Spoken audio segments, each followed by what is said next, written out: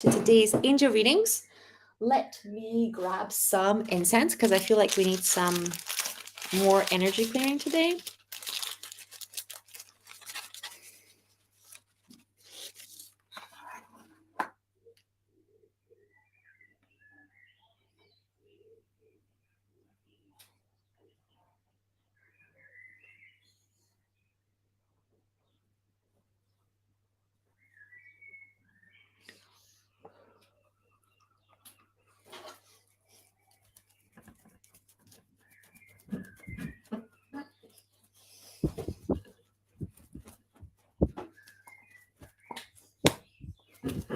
Okay, there we go. Nice energy clearing for everybody. I'm going to do our opening prayer.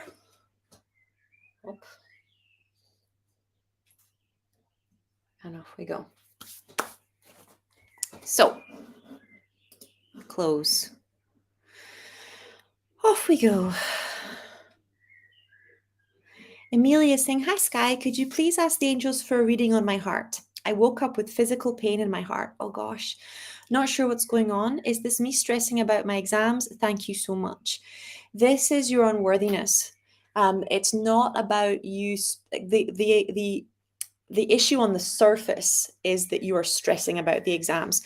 The core issue is that you believe that you will lose the love lose the love of your family, lose opportunities in life, lose your worth if you do not achieve the grades that you want to achieve.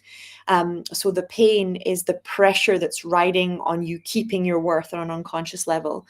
And it also what causes the anxiety, because people will say there's a lot riding on this, there's a lot at stake on this.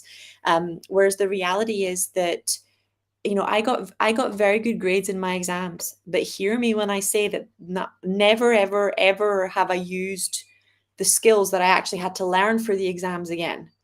What I consistently use is the conscientious effort, the lifelong desire to learn, staying on top of my game and constantly studying. But the actual exams, like the information that I actually learned, other than reading, writing, and arithmetic that I took in primary school, I don't use that stuff on a regular basis. I would say not even on an annual basis.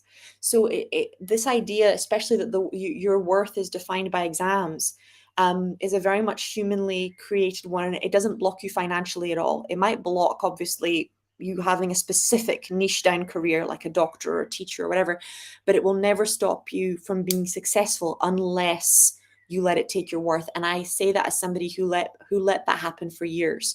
I come from a very academic family, and it was very much a strong belief that all my worth was on my grades and my exams, and that I was disappointing the whole family.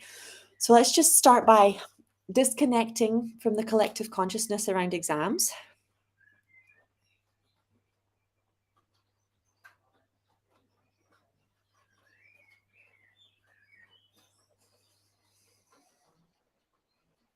Cutting the cords to all of your family's trauma around exams. Any exams that they failed, any abuse they received from their parents, grandparents, teachers around exams, about exams.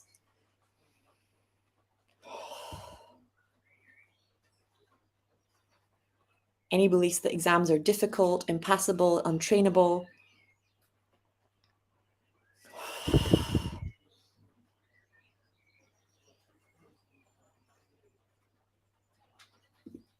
Any generational trauma where exams were used to separate people into class, opportunity, worthiness, or even to decide which schools they were going to. So as a source of complete separation, potentially from friends, siblings. Ooh, there we go. And family.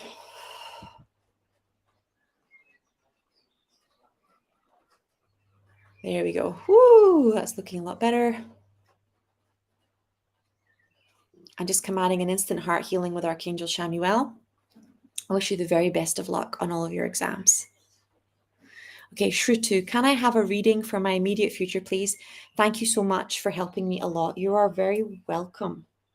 Okay, I'm going to go with the Kuan Yin card deck today. Let's do it.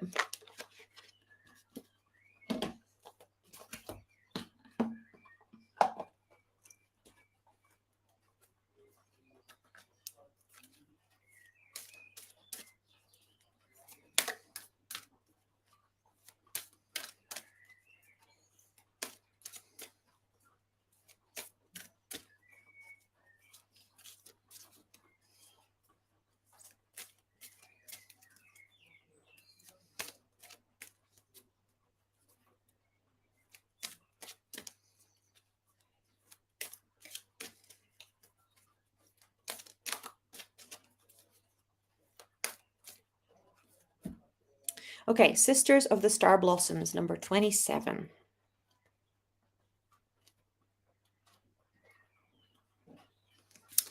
The message is, it's good to remember that what we each take our own spiritual journey back to divine bliss and truth.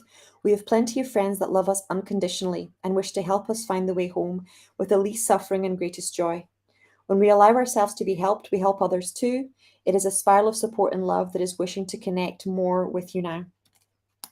Group energy is powerful. When used consciously, it can help us expand in the way that if you are doing any task, many hands could make light work, as the saying goes. While many hands make light work too.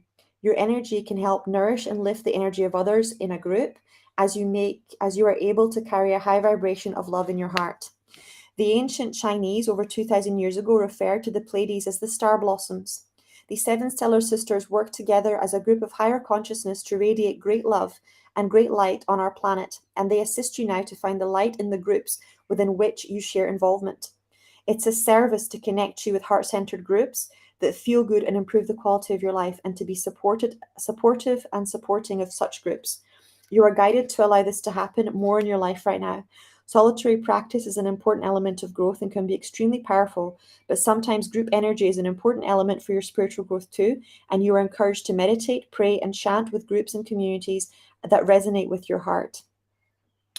This oracle is also guidance to call upon the stellar energies that are unconsciously loving and supportive, and the appearance of the Sisters of the Star Blossoms indicate that you have a soul connection that can nourish you at a higher vibrational star consciousness, such as that of the Pleiades. So Vanya talks about eating stars in her training. And you can eat stars, you can eat moonlight, you can eat sunlight. And there's this card coming up is showing me that you're losing touch with the power of your higher channelings, the power of your star family.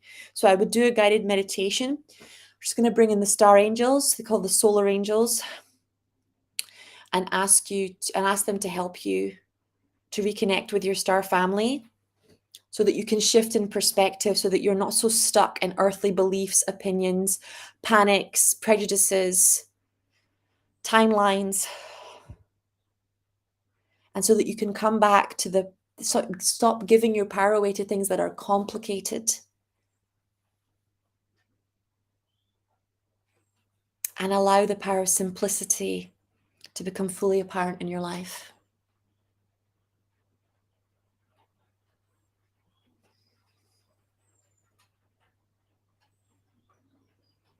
Okay, that's looking better. Aisha saying, hey Sky, I'm resisting making more money, passive income, and I'm in freeze mode. I think it's because I believe that I can't do it and that I wasn't taught how, so I'm not capable. Please help. Look, the beliefs that you've put down are so common amongst women. And they come up particularly around the imposter syndrome books. And I really love Rachel Rogers. She goes into depth. The book is called We Should All Be Millionaires, and addresses imposter syndrome, money blocks, hiring inappropriately, all kinds of things that keep guilt around being supported, all the things that keep women financially small. But what you're describing, you're very much correct. You know what the beliefs are. So now the job is to turn them around. Now the job is to go back and deal with the inner child that was taught, I was never taught this, therefore I can't do this. When you're a child, you're dependent on your teachers and your parents to teach you things to a certain extent. As an adult, you have a choice about what you learn. I was never taught how to run companies or be a CEO as a child. I was never taught how to manage money. I was never taught how to invest. I was never taught spiritual teachings, and spiritual teaching is what I do full time. As an adult, you are capable, you are well able, you have the right to learn new things and apply new things. What, for me, the root trauma around this, and I think it's a resonance with you because that's why the angels are bringing it up, is that I gave my power away. So when I was a kid, I was actively punished for making my own decisions. I had to have my parents' permission first. So if I did things from my own initiative, whether it was putting a bed together or whether it was, getting up earlier, it was like, you didn't ask. And you need to ask, otherwise it's not safe, or you could get hurt. Or so I had a very deep unconscious belief that I had to wait for other people's permission, validation, otherwise I would be punished. And then every time I wanted to learn something new, even if I did learn something new, I would not apply it because of that childhood trauma. So that's what's coming up. So that's what I would go and look at. But power is not given, it is taken. Right? Especially when there's a reason you're not taught finances in school. There's a reason you're not taught even how to run a household and manage your bills. And it's because it creates learned financial helplessness. And it is harder to learn something on your own because you've got no one to check it with. And when you learn something on your own and you fail, which you will, right? Just like if you're in math, you were going to do some of the sums wrong. What happens is that your ego creeps in there and it's like, well, you failed, therefore you have no business doing this. Whereas if you had a teacher, the teacher goes, well, failure is a part of learning and you're only going to get better if you practice. And that's the nature of anything, whether it's finances, investment, sales, spiritual healing. Practice is the root of success, right? It was Ronaldo, the really famous football player, that says talent without work is nothing. So give yourself the grace to learn and start working on the types of abuse that made you feel like you're not allowed to make your own decisions, like you can't be trusted if you make a mistake. So that was the next round of abuse I had to work on, was the being punished for making mistakes. Gosh, it's so dark. You should never be. And Course in Miracles actually got me out of this one. And Marianne Williamson and Doreen Virtue. So Doreen Virtue, when I first started reading her books, she used to say, and it wasn't from Course in Miracles. It was from spiritual science, because Doreen Virtue was a spiritual scientist as a child. She used to say that mistakes require correction, not punishment.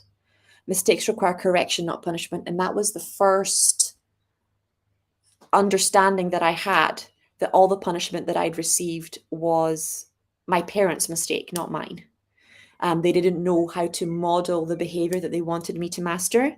And they'd been told that punishment was the way to correct behavior. And it's not. Punishment just creates shame. It doesn't teach the child what to do.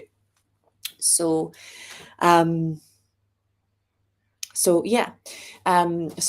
want to look at the places where you were punished for making mistakes by having things taken away, because that's what you're doing to yourself now. You fail with a financial decision, or you make an investment that doesn't work out, and then you're like, well, I'm not allowed to do it anymore because I did something wrong. And that's exactly what your parents did to you. You're not playing with that toy correctly. I'm taking it away, right? They didn't say, this is how we play with the toy.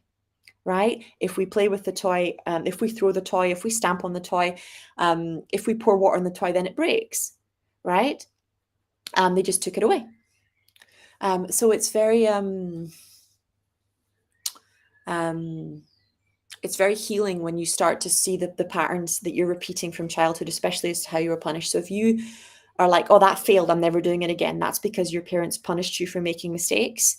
And you were not allowed to play with the toy or play with the person or engage in the activity because you had made a mistake, right?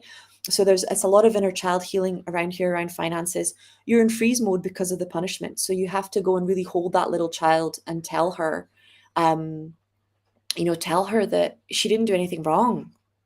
Tell her that even if she made the biggest mistake, even if she was rude, even if she was, aggressive, etc., that nobody deserves to be punished. How can you? This is when you start studying this more in depth, it becomes so clear how it doesn't make any sense. You're trying to teach a child to become respectful and act in a conscious manner by hitting them, by taking things from them, by isolating them. None of this stuff makes any sense, but it's what we get taught. So it makes sense to us because it's the repeated trauma, right? And it's the only thing we were taught, until you actually slow it down and go, okay, how can I teach a child to be respectful with violence? The answer is you can't, right? Violence only teaches violence.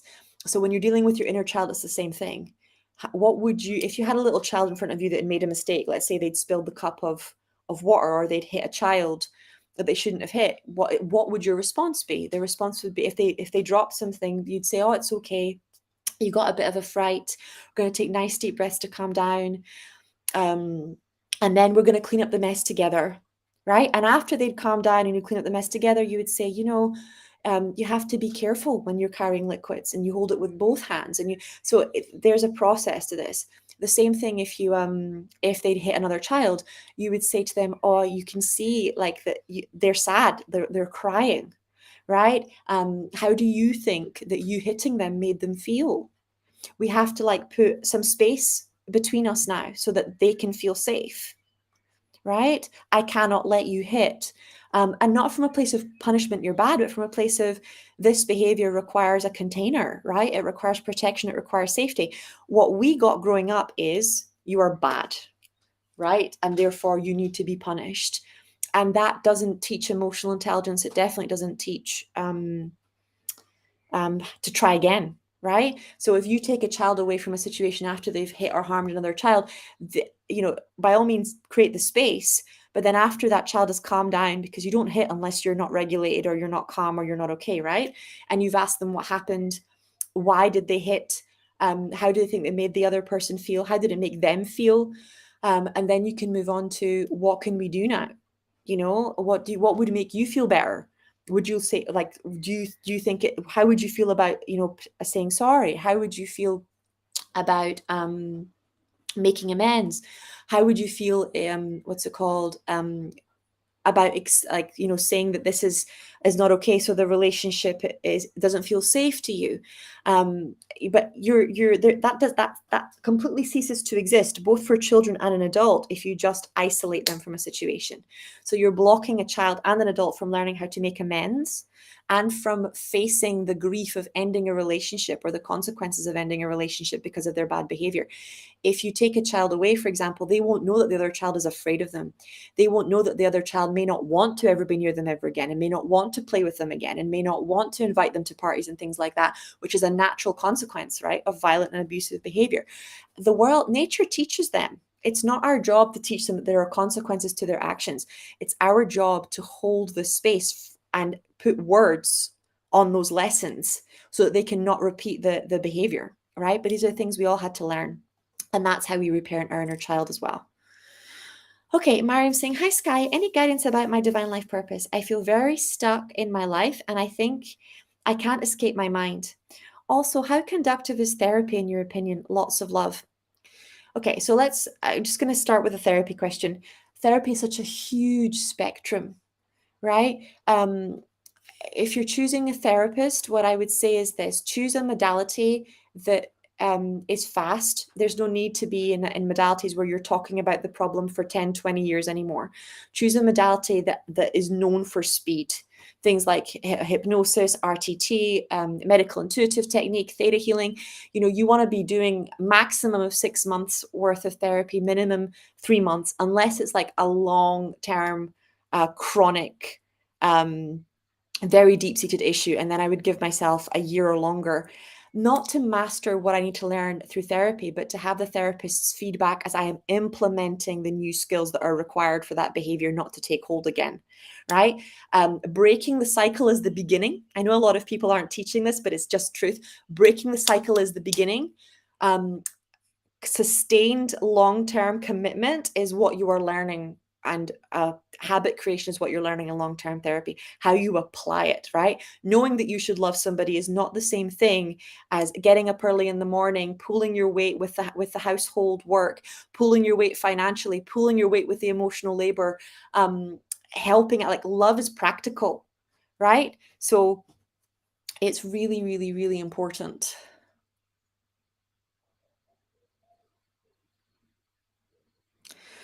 Oh, there we go. That started to clear something as well. So with it, you want to interview at least 6 or 7 therapists to find one that really clicks with you. And you need to make a commitment that you're not going to move even when you're triggered. How conductive is therapy? Okay, so imagine that if you're like the place where you need help is like your back. How conductive is a hairdresser to getting your hair cut, right? The reflection that you see of yourself in a mirror is back to front and upside down. I know a lot of people don't know, but it's true. The reflection that you see of yourself in the mirror is back to front and upside down. The reflection of your own identity from the inside, right, is back to front and upside down, because you may be conscious of your thoughts and feelings, but most people are profoundly unconscious of their behavior, of their beliefs, of their habits, and of their convictions. Okay, so around 98% of our behavior is geared by the unconscious mind, which means that people who are living with you often know you better than you know yourself, simply because they are living with your habits and your behaviors, not just your beliefs and what you say, right? So you can have the best intentions in your head, but not have the emotional maturity, spiritual maturity, the habits in place to be able to support what it is that's coming out of your mind. So I really believe in therapeutic interventions. I still get healings and therapy. I literally have a therapy session booked in for next Friday. I have them weekly or bi-weekly, right? And it's really important to have a completely safe container that you can figure out how you feel in, and that you can work through areas where you want to grow, without, and that it stops so much drama, because it stops God from having to create it through your family or through your intimate relationships or through your relationships with your kids. It's preventative medicine, basically, and it reduces the amount of stress by a huge amount. What was the rest of your question? Divine life purpose. Sweetheart, you're a healer and you know you're a healer. Stop faffing about. Stop faffing about. I don't know what my divine life purpose is. Don't make me laugh. You're a healer. I'm going to say it again. You're a healer. You're a healer. You're a healer. You're a healer. Start talking about it. Start teaching about it. Start being you in public. Come out of the social media closet. You know, it's time. There's only so long you can lie to yourself about not knowing who you are, right? At least in my presence, because I won't tolerate it. Let's put it that way. You're a healer and you know it. You've known for a long time. It's why you're here talking to me. It's why you feel most at home in spiritual spaces. It's why you study all these spiritual modalities, right? You know that you're a healer. Now it's the time to decide that you're not just a healer as a hobby. This is your main profession, right? And then you're going to do what you need to do to make that switch. But that is your divine life purpose.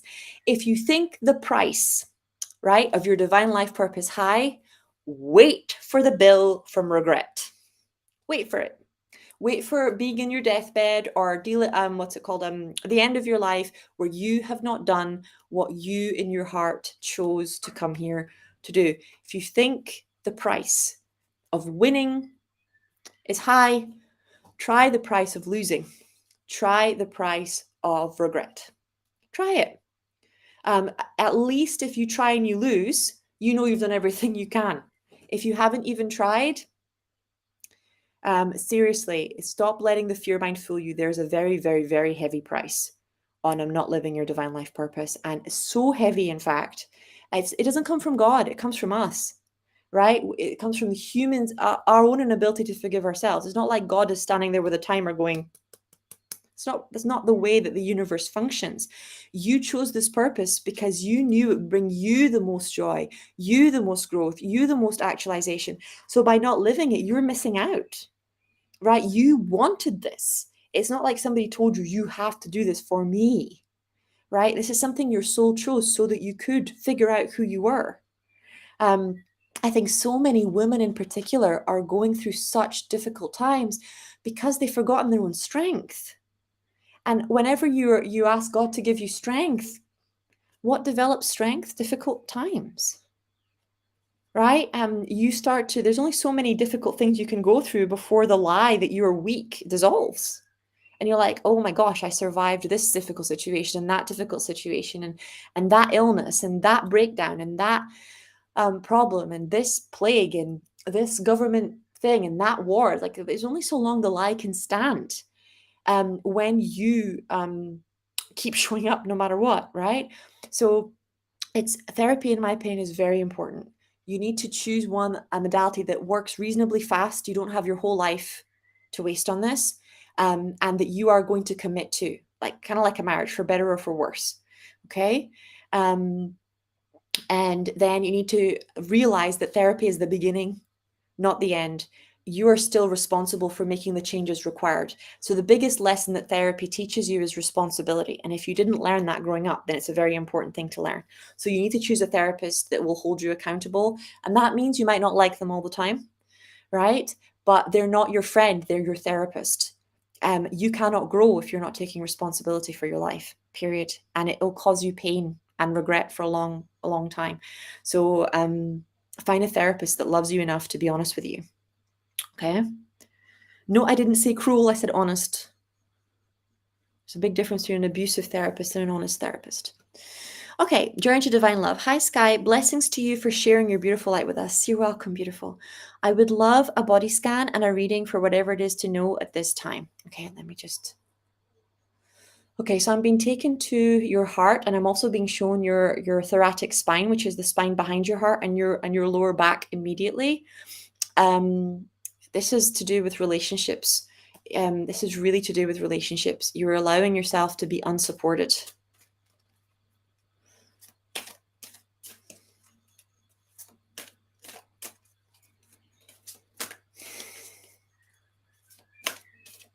Okay, so I'm going to bring in Archangel Shamuel, do an instant healing on your physical body. And the card that came for you is Weave the Future Golden. Weave the Future Golden. It's number 44.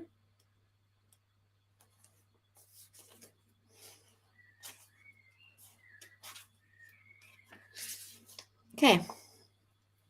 Something good is coming your way. Do you know how much the divine wishes to support and assist you in living your heart's truth in this lifetime? Kuan Yin, with grace and compassion, wishes to heal you and help you ascend to the next level of your life expression so that your soul light may shine more brightly on the planet and help you and others to live with more heart and less fear. You can choose to live a life infused with the golden energy of peace, prosperity, joy, and creativity. A future so golden is being woven into your present moment now. Like a tapestry with the choices and actions that you make in this moment, you can also call into being the divine golden tapestry of future bliss. Clever you. Kuan Yin is aware that there are opportunities and assistance waiting for you in your future embodiment. She wishes to assist you in drawing these future gifts into the present moment where they can be of most use to you. This oracle indicates that there's something very special waiting in the wings for you, and if you wish to take it up, you can receive healing and elevate your vibration so that you're able to receive it more rapidly. The exercise is to sit with the joy in your heart, whether it relates to something specific or not. It's magnetic to the good that the universe wishes to deliver to you. It's like switching your inner light on a higher voltage so to special opportunities perfect for you can find their way to you more swiftly. And if your greater good comes in unexpected form but still feels wonderful, accept it. Your future gold will come to you in life in the most beautiful ways, and usually, if not exactly as we imagined, it is even more perfect for us. Okay, so we're going to bring Kuan Yin and the angels in and just do a healing on blocked receiving. Ask for an instant healing on your heart, an instant healing on your back.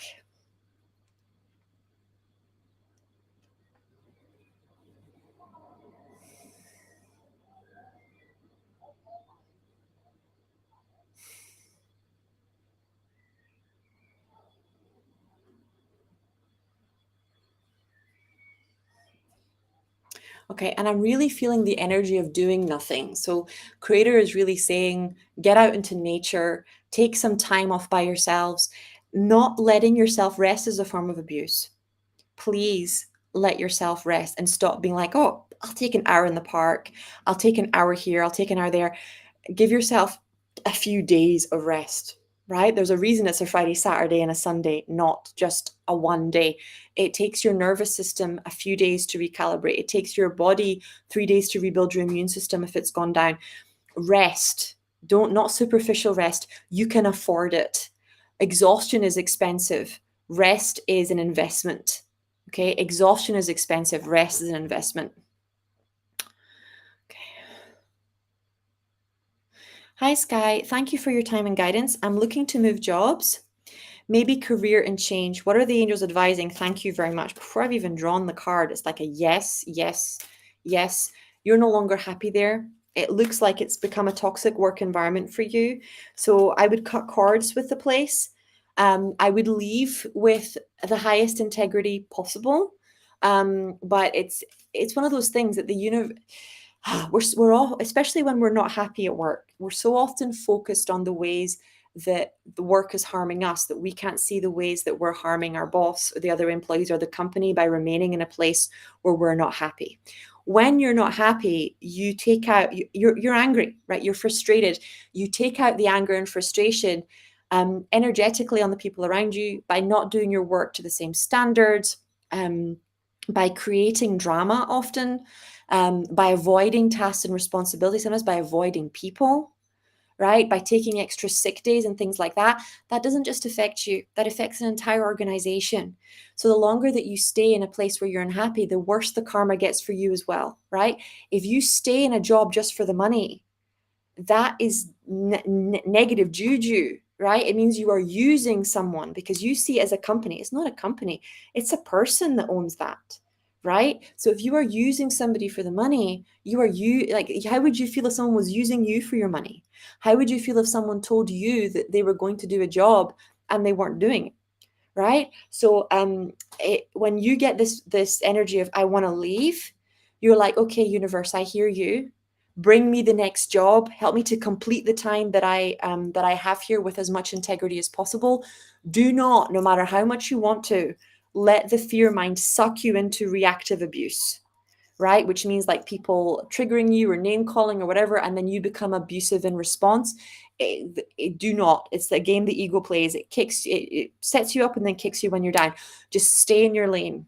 Be yourself, right? Stick to who you are, no matter how other people are behaving, and you'll find the job will manifest like this because the universe can see what's happening, right? But the trick that your fear mind or the ego will use to get you blocked is it will get you into a place of fear. It will get you into reactive abuse. It will get you justifying negative behavior or bad behavior towards the people around you and towards the people you work for because they hurt you first, right? It's all fear. It doesn't matter how way you look at it, it's all fear. So very much cut the cords, bless the company you work for, do your job to the best of your abilities, tell the universe you're looking for another place, leave with as much integrity as possible, but just hold that energy of be who you are, right? Be who you are. And sometimes it's quite funny. Sometimes even people that love us can be like, why are you being so nice to that person if they're being so horrible to you? You just have to respond with, if this is who I am, right? And other people's behavior is not a reflection of my values, my integrity, or who I am, even in a conflict, right? I know who I am, I know what my values is, and I'm going to remain true to them, no matter how other people behave. And it's particularly relevant when money's on the table. So start looking, give notice, and keep your standards of behavior high, right? Don't give anybody a reason not to give you references. Don't give anybody a reason, to ask you to leave or to damage your future opportunities. All of that stuff is the fear mind kicking in. So I'm going to call on Archangel Michael to help you not sabotage. You are worthy of a better opportunity. You are worthy of working somewhere where you love. There we go.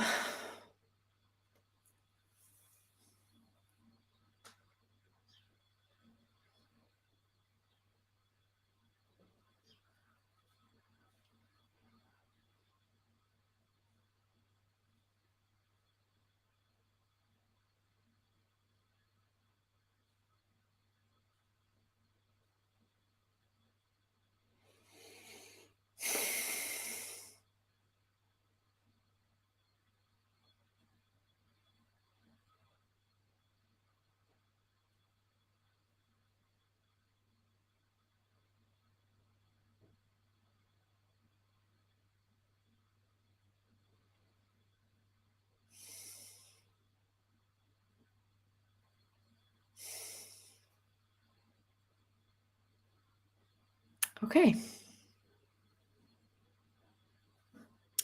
Okay. Matt is saying hi, much love. Hi, Mattis. Aisha saying hi, Sky. Hope your day is going well. It's been busy, that's why I ran late, but it's been good too.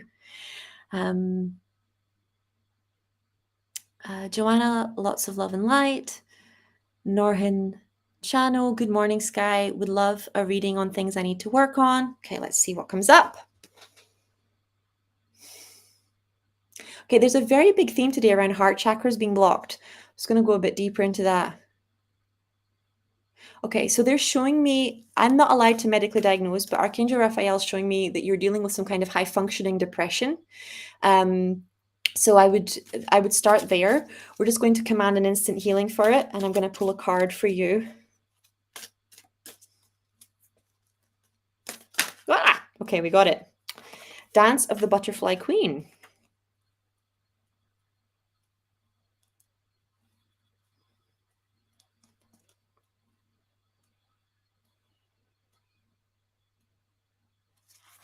Okay. A pure heart and sincere love attract divine grace. With the grace of Kuan Yin, the Butterfly Queen, that which is impossible becomes possible. From caterpillar to winged creature of delight, you cannot restrain what divine grace ordains, no matter incredibly you may seem to try or want to. Whatever has been troubling you, or whatever has been inspiring you, allow grace to infuse a situation or dream, so that it may unfold with divine perfection. Allow the Butterfly Queen to dance. She will bring healing and grace in your life situation now, beloved one, with lightness of step and grace in her heart. Divine grace flows through the Butterfly Queen with lightness of touch and great joy. She bestows blessings of healings, empowerment, and liberation. It flows to those in genuine need and who are ready to receive it. There are no limits to what is possible with divine grace. It is the power that the Butterfly Queen allows to flow through the pure channel of the heart. Kuan Yin encourages you to be ready to receive her grace and to choose to let go of striving and instead to turn into your heart, calling out unconditional divine love and beloved Kuan Yin to dance her grace through your life. Divine grace is not suddenly having a valuable lesson taken away from you. It is the intervention of compassionate, unconditional, loving, divine intelligence that helps you realize that you've learned what you can, and now it's time for you to be assisted out of the situation, to be lifted up into a new vibrational space.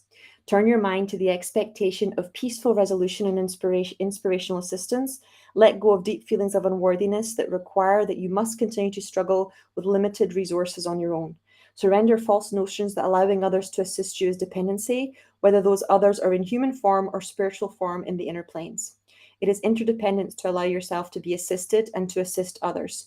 You are not handing over your power, you are allowing empowered divine relationship to make your power grow so you can rise above and be blessed. Butterfly Queen urges you now to let the heaviness of the situation go, allowing your heart to become light as air, as though her butterfly dance was tickling your heart so light now. Her grace is reaching to you, beloved.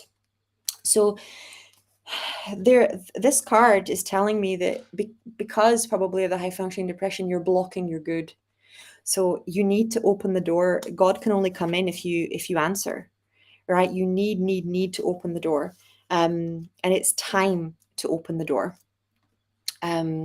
Really time for you to open the door to your own grace, to your own wisdom, to your own healing, and to decide that you deserve the best in life. The healing path is to look at all the places where you were taught that you do not deserve good things, right? And that happens in many ways, from the theme that we started with, the exams that we sit, to the potentially the parents that we have and how they deal with punishment and reward, to comparison with others and jealousy, to conscientiousness and a consistent effort. It makes a huge difference, right? To how we view ourselves, even how our friends and family view us. Even how our friends and family view us. And that's one of the ones I've been working on very deeply recently, is not allowing other people to transfer their shame or their guilt onto me, just because they're throwing a tantrum.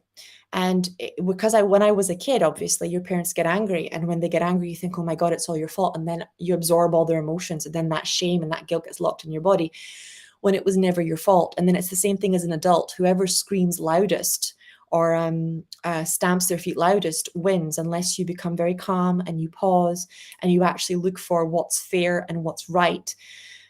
You'll often just go for reconnection, whether it's a toxic friendship or a toxic partnership or a toxic intimate relationship, instead of actually being able to look at what's actually happened, how you actually feel, what's actually for the highest and best of both of you, as opposed to whoever screams the loudest controls the show.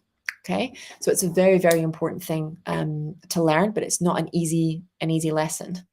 It comes up a lot around healing the invisible child. Joanna saying lots of love to you too, darling. So just so you guys know, if you're kind of observing some inconsistency in how I'm dressed for these readings, I will explain. I made a promise to myself because my son is only 2 and 3 months.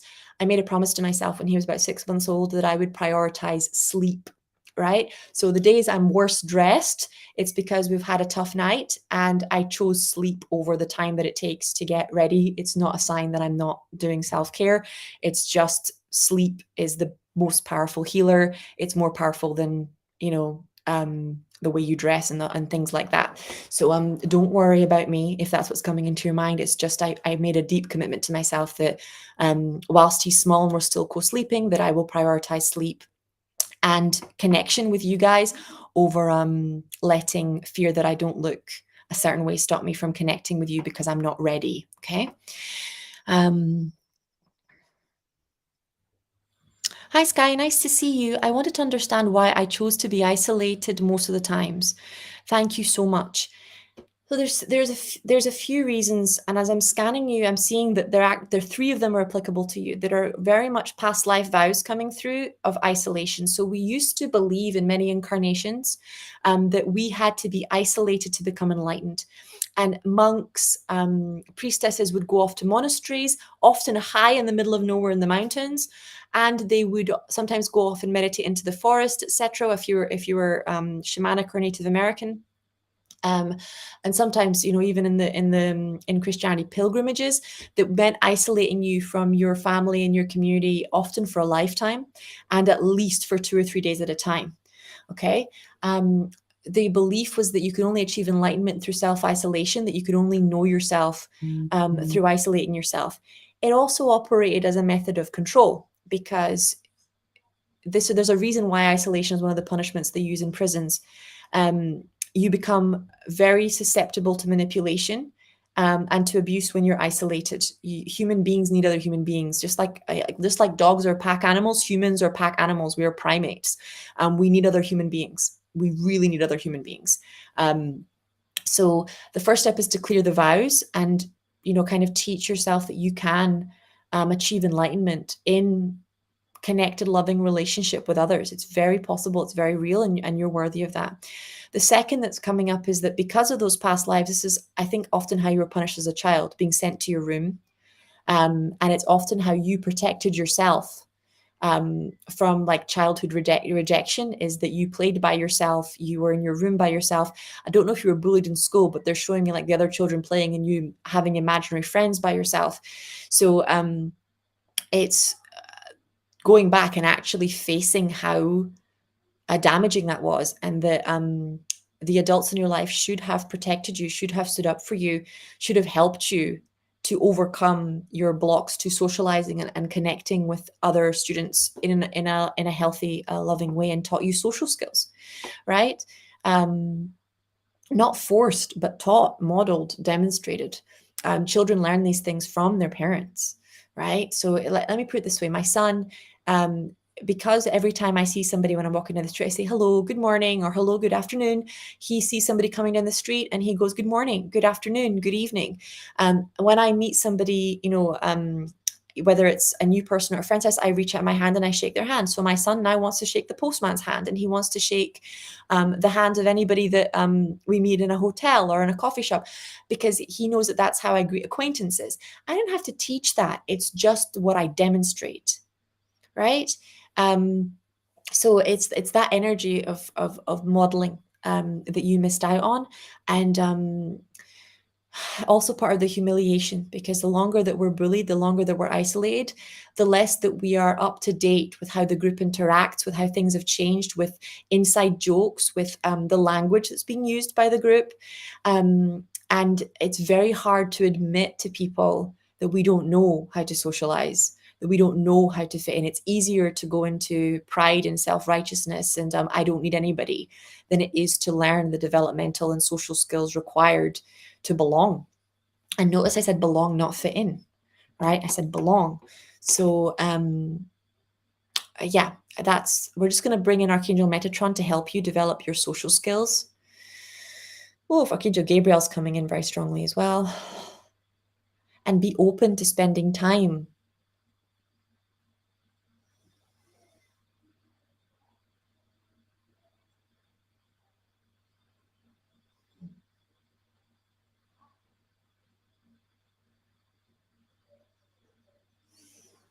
Okay. Kate Hodge is saying, hi, beautiful Sky. I'm thinking about investing in a device, the Healy device.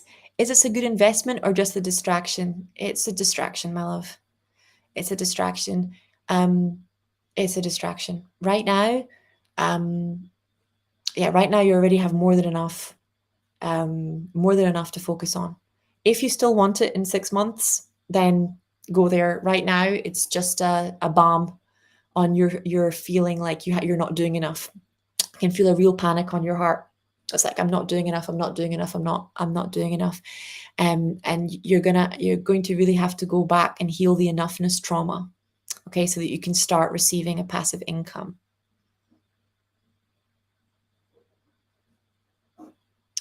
Hi, Sky. Can I have a scan on my left shoulder? I had pain for several years and now it's getting better, but is not healed fully. Thank you for all the help and healing that you gave me. Such a blessing. I'm going to call on Archangel Raphael and do an instant healing on your shoulder. Okay, so it's about responsibility. Left shoulder, it's about the anger at having been given all the responsibilities in your role as a woman. So we're talking about healing seething rage and not being supported with the invisible load. And kind of being gaslit around it.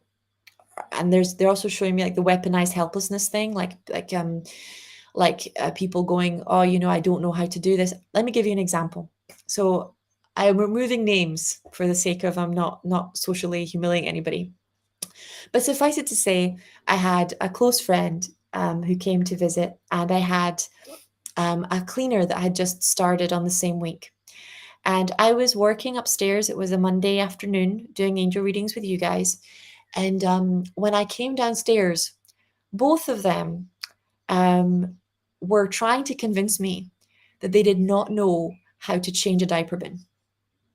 Right? So it's weaponized helplessness. Of course, they know how to change a bin. It's as simple as changing a normal bin. You open the top, you tie up the plastic bag with the dirty diapers, you put a new bag in, you close the bin, you throw out the bag with the dirty diapers. Not difficult, not rocket science. But the unconscious prejudice is the mother should do this, right? Despite the fact that the cleaner was getting paid a salary, the cleaner had gone to the friend who was relaxing in the living room, gone, can you show me how to do this?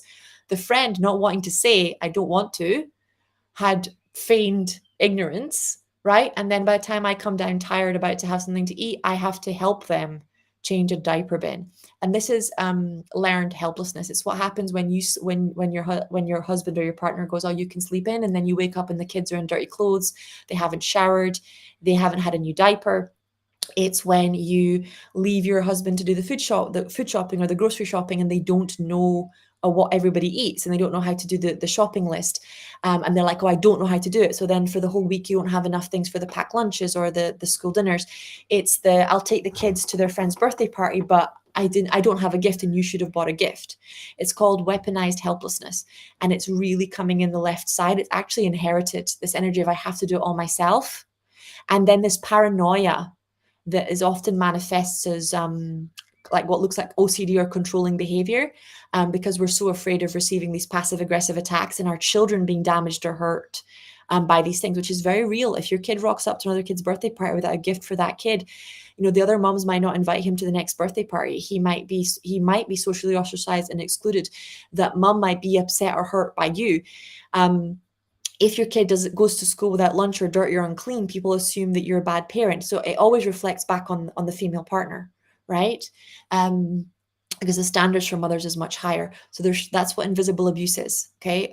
And the invisible load is all the stuff we're expected to do without being told that we're expected to do it. And the weaponized helplessness is when someone plays dumb.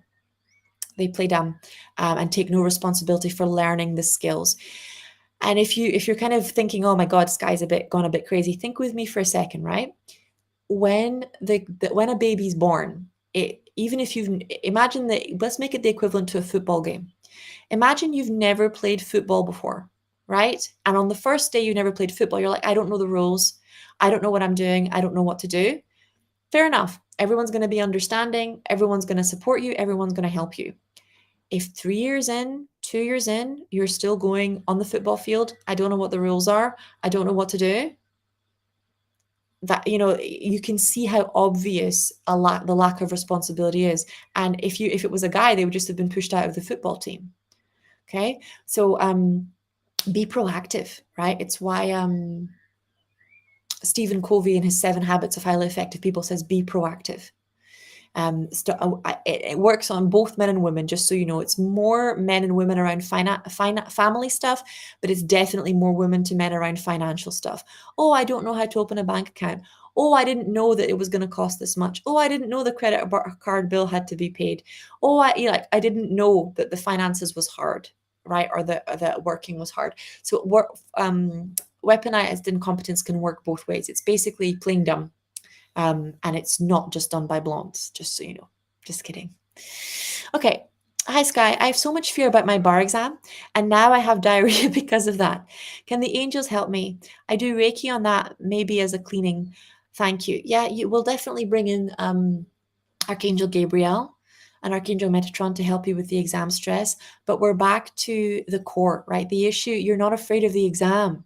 The issue that you need to be healing and praying for help is fear of disappointing your family, fear of what's the word, being publicly humiliated, because that's what an exam failure feels like, right? Fear of not being able to move to the next stage and being left out and abandoned. The issue is not the exam. So we're going to get Archangel Raphael and the other angels to kind of come in and really help you with seeing the truth of what's actually scaring you. It's not the exam.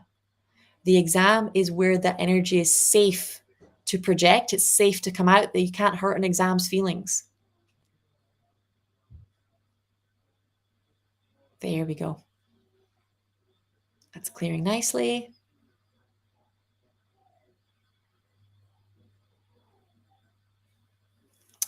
Okay, Joanna's asking me, any guidance / reading for my romantic life? Raise your standards.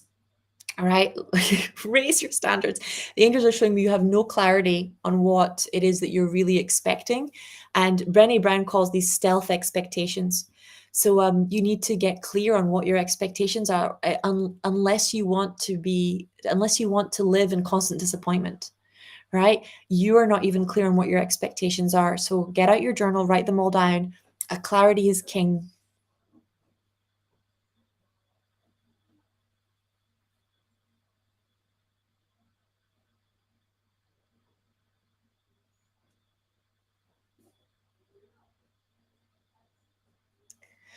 Okay, Lucia is saying, good morning, Sky. May I have a reading? What is blocking me, or what do I need to still work on to open my third eye? They're showing me that it's not a block now so much as it's a practice thing. So there's a stage for like doing the deep inner work, and then there's a stage for actual practice. Now it's time to practice body scans, practice remote viewing, practice. There's a stage for clearing the blocks, and there's a stage for practicing. Get your butt to like theta healing class or theta healing practice group. Get yourself into that space. Okay, I'm going to do one more and then I'm going to stop. Journey to Divine Love is saying, thank you so much, Sky. I really need to hear that. Literally brought tears to my eyes. You're welcome, beautiful. I love you. Alice, hey, can I have a reading about my life now and how I can get unstuck? I'm back at my mom's house. I have 33 years, speaking from Brazil. My name is Bruna. So whenever you find yourself back at your parents' house, it's because you've been emotionally bypassing the pain they caused you, right? So very often people talk or rationalize their healing for years because they're too afraid of feeling the feelings, but the feelings are what transform you, right? The feelings are what transform you. The relationship with mother and father is not just about your mom and dad. It's an archetype. Every lifetime you came in through a mother, every lifetime it was through a mother's union with your father that you could be created. Mother-father archetypes are very, very strong. So these issues have probably carried with you from lifetime to lifetime, and you've avoided them at least. Normally when this happens is at least 30 lifetimes we've been avoiding resolving a particularly painful emotional lesson. So I would start doing mother wound work. I would particularly look on working through the narcissistic mother abuse and on worthlessness, right? On feeling worthless. Because when it comes to, so overt narcissism is where the person is obviously controlling, and there might be public screaming or that kind of thing. Covert narcissism is when the manipulation is subtle. And the person is often like giving. They do everything for everybody, and then when they want something, they feel entitled to it because they've done so much things for other people. So and then they're like, oh, I've done everything for you. How could you not do what I wanted? How could you not study a law degree? How could you not, what's it called? Give me all your money. How could you not? I kid you not. I have friends who they got their first job and their mother basically sent them a list of family members to send money back to. I've got friends whose mothers basically worked in physical jobs, but completely neglected their children's emotional, psychological, and spiritual development. And then when those children are really not okay, right? They're experiencing depression or anxiety, etc. They're like, I gave you everything. You should be grateful. How dare you say that I'm, not enough as a mom? So it's this energy of I've given you everything. And that gift could be financial, as in they've been providing for you for years. That gift could be emotional, as in they've sat and they've listened to you and they've talked to you. That gift could be spiritual, and that they've taught you, Christianity or Muslim or whatever. But the idea is the gift was given in exchange for your submission, in exchange for being able to control you, in exchange for having power over you. And it's often very subtle. It often doesn't come to the surface until you decide you're going to do your thing, instead of doing what they want. And then it can very much blindside the person who's on the receiving end, and they really get confused. Like most people that are on the end of coercive narcissists get really confused. They don't know what's happened. So it's that energy of the agreement not being clear, and of the nice behavior just being another form of control. And it's called coercive control, hence the name, right?